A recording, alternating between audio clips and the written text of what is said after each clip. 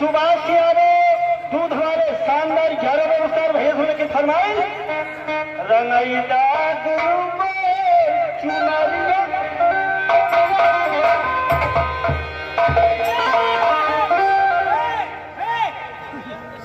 आप आ गए। आप हैं मालिक साहब, हमारे गुरु जी। आप आ गए हमारे गुरु जी। आप हैं श्री शनि तिवारी गुरुदेव। उन्होंने कहा हर गीत हो रहा है, ये सोहर खुदा गाया तू सब।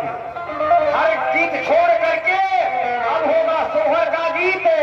लीजिए गुरुदेव, इसके उपलक्ष्य में आए हैं पथरे में, वही होगा बासर।